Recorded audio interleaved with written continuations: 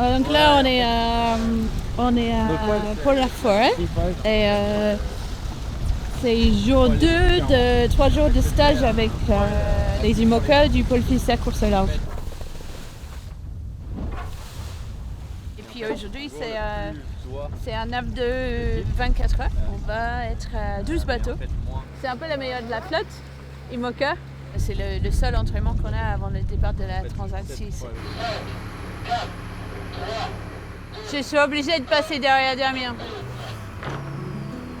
Donc je dois virer au moins dans 25 minutes. Mais on avait dit qu'on voulait aller par là. Donc c'est mieux d'aller dès que je sais que je peux passer à la pointe. La Transat, la première fois que j'ai fait, c'était 2008. C'était donc il y a 16. Ça fait peur. Et c'est quand c'était Plymouth Boston. Sur Roxy. Je pense que c'était ma première... Non, ma deuxième course en solo. C'est vachement intéressant comme course. C'est un peu les derniers vrais tests. Moi, j'ai un bon souvenir de me dire, quand j'ai passé la ligne d'arrivée de la Transat, ça s'est bien passé. Je dis, oh là, c'est bon, je peux faire le Vendée maintenant. Et je pense que j'aborde un peu dans le même esprit 16 ans plus tard, parce que ça a bien marché la dernière fois. Ça va aller comme ça, je pense. C'est cool parce que déjà, j'ai fait le retour à la base à la fin de l'année dernière. Et c'est un peu la première course solo sur ce bateau. Du coup, c'est là où j'ai pris un peu les marques. Mais là, c'est revenu assez vite. Et maintenant, j'ai dit ça, je vais faire un envoi de speak to courir. Je me mets de la pression. Pour pouvoir vraiment être bien pour le Vendée Globe, c'était super important de faire des Ocean Race. J'ai eu de la chance que Paul il m'a appelé pour naviguer avec lui parce que... Ah non! Pas qu'il y ait des vagues. Surtout pour l'étape 3, d'avoir fait le mer du Sud avec un bateau récent, ça me donne la confiance puisque je n'avais pas le temps ni les moyens d'emmener mon bateau là-bas. C'est donc confiance qu'on est capable de mener ce bateau à la potentiel aussi. En parlant de confiance, j'ai pas confiance que je vais rester sec là. Je retourne derrière. Je ferme bien ça.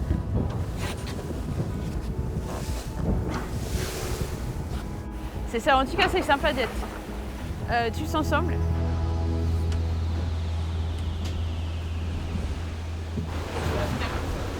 Bon, je vais aller dormir 40 minutes.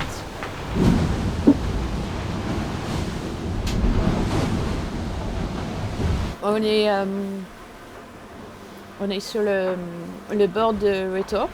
Il y a Biotam qui est juste à côté et Apicil juste devant. Alors, à l'anglaise.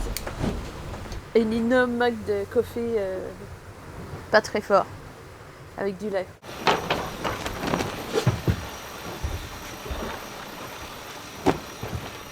Là, je pars sur mon 4e Vendée. Sur les 3 que j'ai faites, j'ai fini que 1, donc le premier. Assez marquant, c'était les premières 48 heures du premier Vendée, puisque plus de vent que j'ai eu pendant tout le tour du monde, c'était cette deuxième nuit. Et pendant cette nuit-là, il y avait je ne sais pas combien de bateaux qui a abandonné la casse, les dimatages, et on se demande si son bateau va tenir. Donc oui, c'était un moment assez extrême.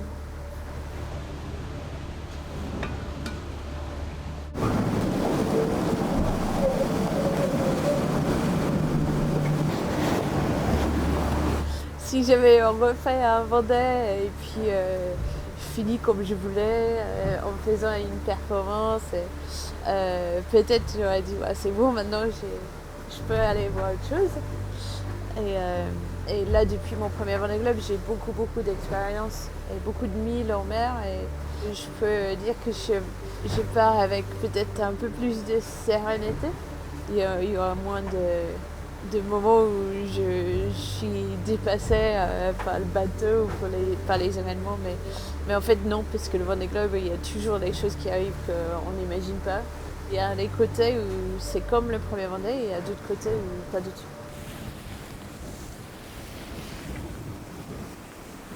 On a bientôt fini le parcours. On va être quasiment en contact avec Apicil. Bip. Et là, le météo était gentil avec nous, donc au moins on n'est pas trompé et secoué. En fait, on se rend compte comment c'est dur quand on est vraiment tout seul et on n'a pas l'avis de quelqu'un d'autre. On doute surtout tout le temps en permanence. C'est les choix de voile, le météo, la stratégie. Donc parfois je me fais un thé pour m'obliger d'attendre pour pas impatienter à faire quelque chose. Et si tu fais pas quelque chose, tu vas aller faire une bêtise. Quand le vent est au-dessus de Dino, c'est très dur à virer avec le J0. C'est pour ça ces parcours-là, c'est hyper dur parce que en fait, nous, on doit bien choisir les voiles et les moments de faire les changements et tout ça. C'est le meilleur test parce qu'on n'a pas des semaines et des semaines pour s'entraîner, donc de faire des petits parcours comme ça nous pousse à nos limites. C'est top d'avoir ces 2 transats avant le Vendée Globe pour ces questions de retrouver vraiment seul sur un bateau.